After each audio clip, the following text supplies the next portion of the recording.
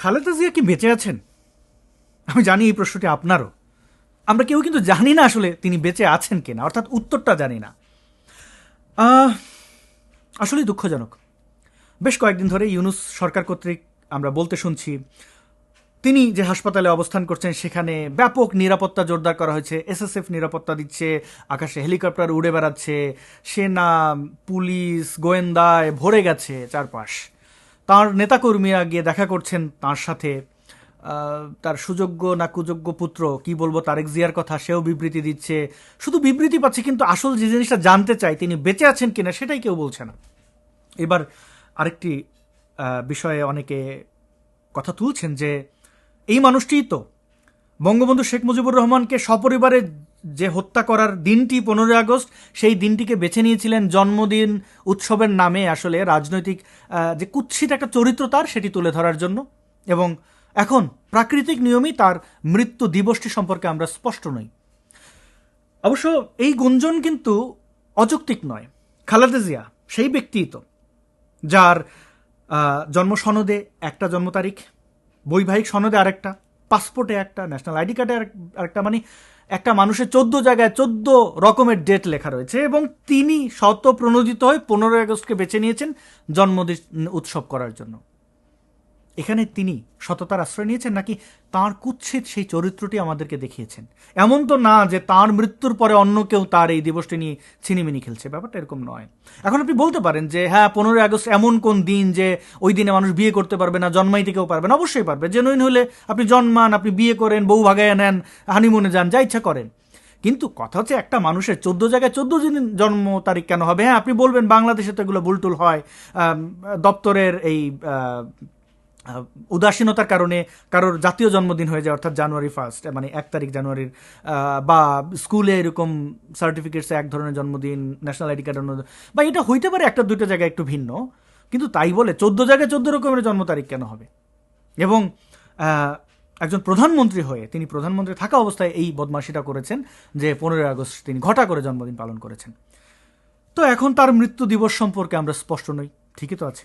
আবার কেউ কেউ বলছেন যে আসলে ব্যাপারটা এরকম না, আমাদের যে বিজয় দিবস 16 ডিসেম্বর, ওই দিনটিতে আসলে ইউনূস সরকার তার মৃত্যু দিন ঘোষণা করবে, এর আগ পর্যন্ত তাকে ওই ফালায় রাখা হবে আইসিইউতে, মানে বডিটাকে বাঁচিয়ে রাখা হবে। হইতেও পারে, কারণ এই ইউনূস গ্যাং ক্ষমতা দখলের পর থেকে পাকিস্তান কত পেয়ারা রে, পাকিস্তান হামারা বাপ হে, এটা প্রমাণের জন্য যা কিছু করতে হয় তাই করেছে। এখানে শুধু ইউনূস গ্যাং, অবশ্য এই কাওয়ার্ড মিলিটারি তো তাদেরই এই কনস্পিরেসির অংশ, শেখ হাসিনার এই 5ই আগস্ট সবই জানেন, এগুলো আমাদের কাছে স্পষ্ট। তো এই যে মিলেমিশে পাকিস্তানের প্রতি প্রেম, তো সেটার একটা অন্যতম এই দিনটিও তো 16 ডিসেম্বর, যেখানে তার এই পাকিস্তানি তাদের এই এই বাংলাদেশে ফেলে যাওয়া তাদের সন্তানরা তাদের বাবার পরাজয় নাকে খত দিয়ে মানে স্যারেন্ডার করা বাংলাদেশ এবং ভারতীয় বাহিনীর কাছে, এবং শাস্তি খেটে তার দেশে ফিরতে পারাটা আর কি, অস্ত্র কাপড় চোপড় সব ফেলে দিয়ে যাইতে হয়েছে তাদেরকে। তো সেই গ্লানি, সেই পরাজয়, এবং সেই পরাজয়ের যে দিনটি, সেই দিনটিকে তো আসলে উৎসব হিসেবে না দেখে শোক দিবস পালন করা উচিত। তাই 16 ডিসেম্বর হয়তো তারা চুজ করতে পারে। এই সম্ভাবনাও কিন্তু আসলে অমূলক নয়। অথবা এই ভিডিও আপলোড করতে করতে শুনবেন যে তিনি মারা গেছেন। খালেদা জিয়া মারা যাবেন কি বেঁচে থাকবেন এটা নিয়ে আসলে আমার তেমন কোনো মাথা ব্যথা নাই। সাবেক প্রধানমন্ত্রী হিসেবে ওনার প্রতি আমার সম্মান আছে বা নাই তাও বলতে পারছি না, কারণ তিনি তো আসলে এমন কোনো ভালো কাজ করে যান নাই যেটা নিয়ে আসলে অ্যাপ্রিসিয়েট করব। এইবার হচ্ছে তার সুযোগ্য বা কুযোগ্য পুত্র তারেক জিয়ার কথায় আসি। তারেক জিয়া ভাইয়া, লিডার, কত কত তার নাম, তার দল গত অন্ততপক্ষে 10 বছর ধরে ঈদের পরে আন্দোলন বলতে বলতে আমাদের আসলে পেটে খিল ধরে ফেলছে হাসতে হাসতে। কোন ঈদ আমরা জানি না। এখন আবার তারেক জিয়া শুরু করেছে যে নভেম্বরে আসবো, ডিসেম্বরে আসবো। কোন নভেম্বর, কোন ডিসেম্বর, কোন ঈদের আগে না পরে সেটাও বলছে না। সর্বশেষ মায়ের এরকম দুর্যোগে, মানে মৃত্যুসজ্জায় মা, সে বলেছে সে আসবে না, এবং কারণ দেখেছে 5-6টা, যে তার ব্রিটেনে যে অ্যাসাইলাম সেটার একটা জটিলতা, ট্রাভেল পাস পাওয়া নিয়ে জটিলতা, পাসপোর্ট নিয়ে জটিলতা, বাংলাদেশের নিরাপত্তার অভাব, তারপরে আরও কি কি যেন বলল। আরে বেটা তুই কাওয়ার্ড, এটা বল, অসুবিধা কোথায়? এটা তো বাংলাদেশের সবাই জানে, তোর দলের লোকজনও জানে। এমন কি করছেন তারেক জিয়া আপনি বাংলাদেশে বৈশা যে আপনি এখন আসার সাহস পাচ্ছেন না? আপনি না নেতা? হ্যাঁ, কি করছেন? আপনার এনিমিকে রাশিয়া, ভারত, আমেরিকা, নাকি এই ধরনের চায়না, রাশিয়া, আমেরিকার মদতপুষ্ট হয়ে তারা আপনাকে নিশ্চিত করবে যে যাও খোকা, তোমার কেউ টিকিটাও ছোবে না, এরকম নিশ্চয়তা নিয়ে দেশে আসতে হবে? কি ব্যাপারটা কি? শেখ হাসিনারে গ্রেনেড মারছিলেন, ভয় আপনারে কেউ না মাইরে দেয়। চোর তো অন্যরে চোরই মনে করবে। 10 ট্রাক অস্ত্র সাপ্লাই দিছিলেন ভারতের মধ্যে অশান্তি সৃষ্টি করার জন্য, সেখানে ভয়? ভয়টা কোথায়? নাকি মিলিটারির সাথে আকাম কুকাম করছেন? মাজা ভেঙে দিল কেন মিলিটারি? ওটা তো শেখ হাসিনার আমল ছিল না, ওটা তো এই ফখরুদ্দিন মঈনুদ্দিনের আমল ছিল। আপনার মাজা ভাঙছে কেন? আপনি এত ভালো মানুষ, আপনার মাজা ভাঙে কেন? কাহিনীটা কি রে ভাই? আপনি না নেতা? অনলাইনে আর কতদিন? আসেন, দেশে আসেন। মানে একটা মানুষ কতটা ব্যর্থ হইলে পরে তার দল ক্ষমতায়, কেন এই স্বরাষ্ট্র উপদেষ্টা থেকে শুরু করে উপদেষ্টা প্যানেলের তো বেশিরভাগই বিএনপির, মানে তাদের গ্রিন সিগন্যাল বা পজিটিভ ইয়ে থেকে তারা ওইখানে ওই ওই চেয়ারগুলো দখল করেছে, তাই না? তো আপনার দল ক্ষমতায়, ক্ষমতায় যে বিএনপি সেটা বোঝার জন্য আর কি লাগে? বিএনপি জামাত ক্ষমতায় না? মানে একটা দল, তারা নির্বাচিত হয় না এখনো, আচ্ছা লামসাম যদুমধুর মতো আছে, তারা চাঁদাবাজি করতে পারে, সব জায়গায় যে মাস্তানি করে বেড়াইতে পারে, তার দলের লিডার বাংলাদেশে আসার সাহস পায় না। কি করছেন তারেক জিয়া? আপনি করছেনটা কি? একটু ভাবেন। করছেন তো কিছু না কিছু। আপনি জানেন, আমরাও কিছুটা অনুভব করতে পারি। এইভাবে রাজনীতি করবেন? এবং দেখেন, এই কাওয়ার্ডগুলো সবগুলো কিন্তু রসুনের কোয়ার মতো এক জায়গায়। পিনাকির দিকে তাকান, ও বাংলাদেশে কালাজ্বরের জাল ওষুধ খাওয়াইয়া প্রায় 300 শিশু হত্যা করছে। তারপরে ওই জায়গায় ও বিচারের সম্মুখীন হবে, তাই পালায়ে গেছে ভারতে।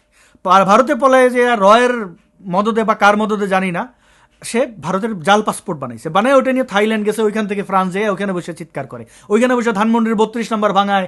এর বাড়ি ওই নারীরে নিয়ে, মানে এমন কোনো ব্যক্তি নাই যাদের নিয়ে বিষাদগার করে না। তো ওই পিনাকি আসে না কেন? কারণ একই, ওর ওই হ্যাডাম নাই। ওর এমনিতেও তো জিনিসপত্র নিয়ে বিতর্ক আছে, তো ওর গলা শুকিয়ে যায় বাংলাদেশের কথা শুনলে। সে না আবার স্টেক হোল্ডার আবু তালেব, এত বড় তালেবর এতদিনে ফ্রান্স থেকে আসতে পারে, অথচ আমাদের ভাই ব্রাদার যারা ফ্রান্স থাকে, আমেরিকা থাকে, লন্ডন থাকে, অ্যাসাইলাম ক্লেম করে, তারা ভারতে ঢুকে বাংলাদেশে ঢোকে। মানে ওই বুঝেন তো, বিয়ে শাদী করার জন্য বিভিন্নভাবে আসে। এই লিডারদের হ্যাডাম হয় না। তুই যেভাবে ভারতে পালাইয়া গিয়া পাসপোর্ট বানাইয়া ফ্রান্স গেছস, ওইভাবে ভারতে পালাইয়া আবার যা, ওইখান থেকে বর্ডার ক্রস করে বাংলাদেশে ঢুকা বল ইনকিলাব জিন্দাবাদ, দেখ তোরে সায়দাবাদ কেমনি করে দেয়। মানুষের ক্ষতি, এই ধ্বংস কইরা দেশে ফিরতে তো হ্যাডাম লাগবে। ফখরুল ইসলাম আলমগীরের একটা বেয়াদব জামাই আছে না, যে একটা শব্দকে খুব নর্মাল করার চেষ্টা করেছে গত 10 বছর ধরে, ভিডিও তৈরি করে দাঁত চিপে চেপে। ওরে বিহারির বাচ্চা অনেকে বলে, আমি জানি না ওর জন্ম পরিচয় কি। এই যে মাদার চ দিয়ে একটা শব্দ আছে না, আমি এই শব্দগুলো আর ব্যবহার করব না সিদ্ধান্ত নিয়েছি। তো মা চ এগুলোই ছিল তার ভাষা, যাকে তাকে এরকম এই শব্দগুলো ব্যবহার করেছে। আর একটা আছে না কি, সাউয়া সা দিয়ে কি একটা নাম, হাদি, এই ধরনের পোলাপান। মানে আপনি দেখেন, ওই ফখরুলের জামাই, ওরও হ্যাডাম নাই বাংলাদেশে আসার। ওই আইসা চিপা চেপা, তুই এখন দেশে তোদের সরকার ক্ষমতায়, রাজনীতি কর, আকাম করবা, আবার দেশেও আসবা না, আবার বড় বড় কথা বলবা, এগুলা কেন? এই জুলকারনাইন সাহের দেখেন না, বিশাল সাংবাদিক। অল দ্য প্রাইম মিনিস্টার্স মেনে কি হয়েছে, হুইসেল ব্লোয়ার। কই ব্লো কি দাও এখন ব্লো? মানে হুইসেল কই তোমার? আসো, বাংলাদেশে আসো।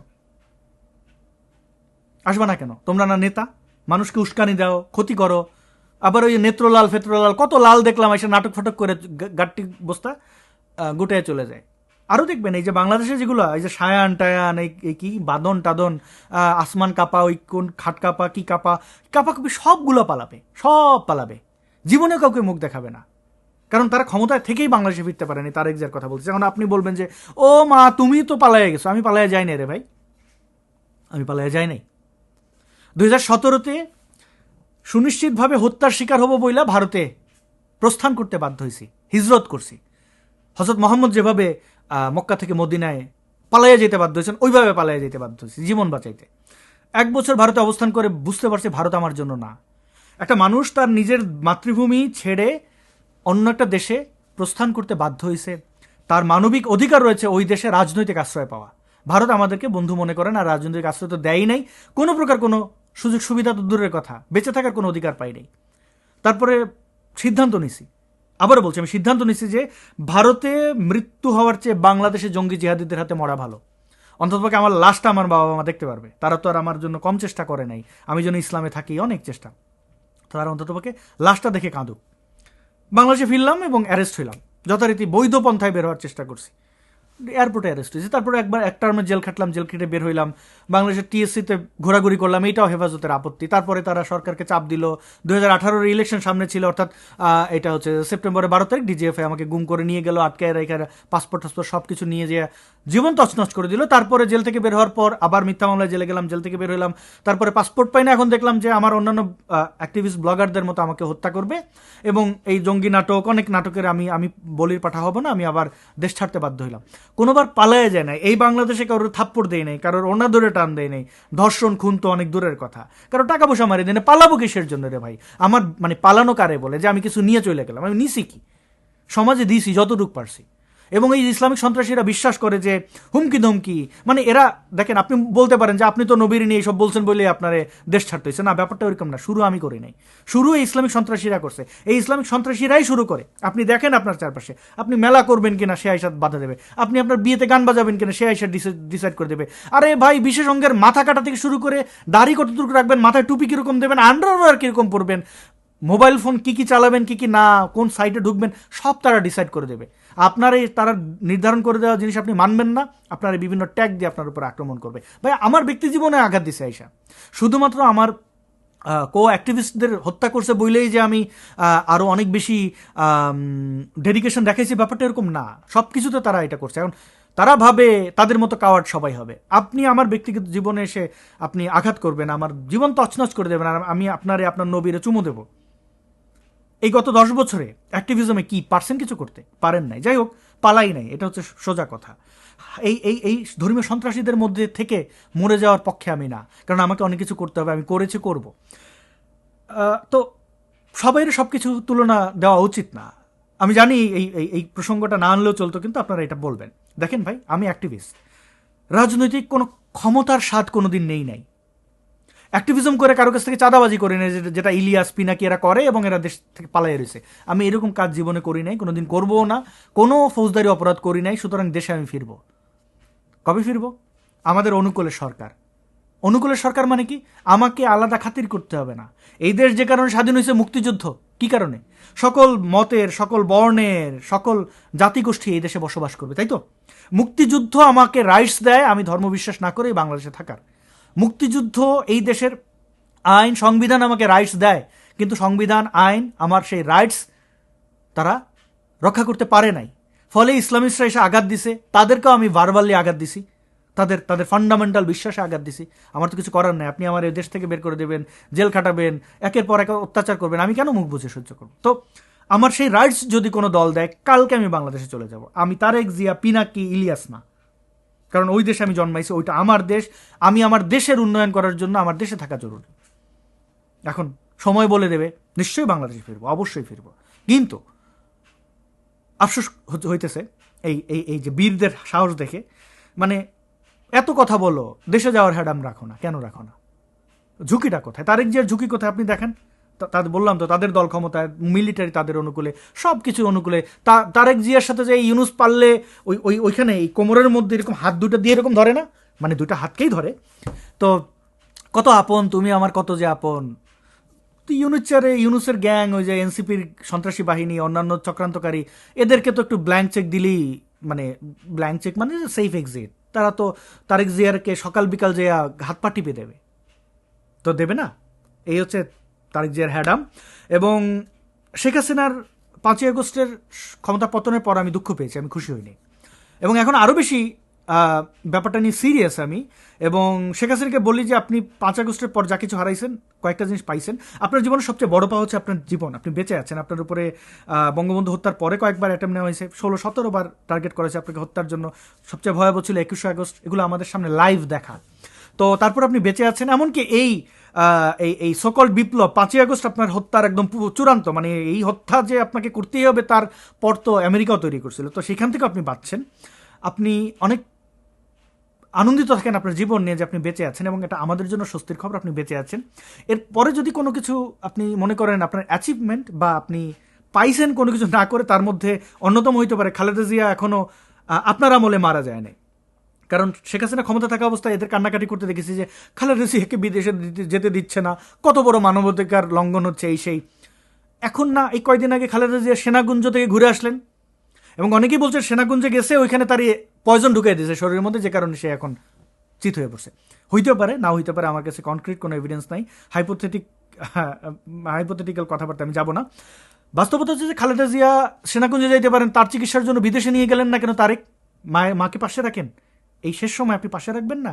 আমার তো সেই সামর্থ্য নাই, থাকলে আর আমার মা যদি আমার এই ধর্মীয় অবিশ্বাস মেনে নিতেন, আমি মায়ের পাশাপাশিই থাকতাম। তো আপনি তো সেটা করলেন না।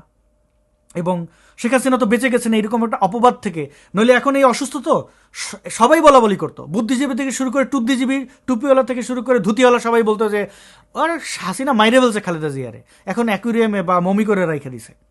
এই অপবাদ থেকে শেখ হাসিনা আপনি বেঁচে গেছেন, এইটা আজীবনের অপবাদ, যেটা আপনি কোনোদিন মুছতে পারতেন না। আপনার বিরুদ্ধে আরও অনেক অপবাদ ছিল, গুম টুম, যদিও আমি গুমের শিকার হয়েছি অল্প সময়ের জন্য, গুম যে আপনি করছেন এটাও সত্য, কিন্তু যেগুলো দেখানো হয়েছে আয়নাঘর ফায়নাঘর, এই যে এই যে এই যে রাবিশ জিনিসপত্র, সেখান থেকে আমি আরও অনেক কিছু জিনিস স্পষ্ট হয়েছি। আপনি মানুষকে হত্যা করতে বলছেন, সেই কল রেকর্ডও আমি সুলতানুর রহমানের সেই পর্বটি আপনারা অনেকেই দেখেছেন, রিপোর্টটি, যেখানে দেখা যাচ্ছে যে আসলে শেখ হাসিনা বলছেন যে আমি মানুষ মেরে ক্ষমতায় থাকবো না। অনেক কিছু শুনছি আপনার ব্যাপারে, অনেক কিছু দেখলাম, এই জীবনে অনেক কিছু দেখতে হবে। তো আমরা চলুন একসাথে দেখি। অনেক ধন্যবাদ আপনাদেরকে ভিডিওটি শেষ পর্যন্ত দেখার জন্য, শেয়ার করার অনুরোধ জানাচ্ছি। আবার দেখা হবে খুব শীঘ্রই। আজকের মতো এখানেই বিদায় চাইছি।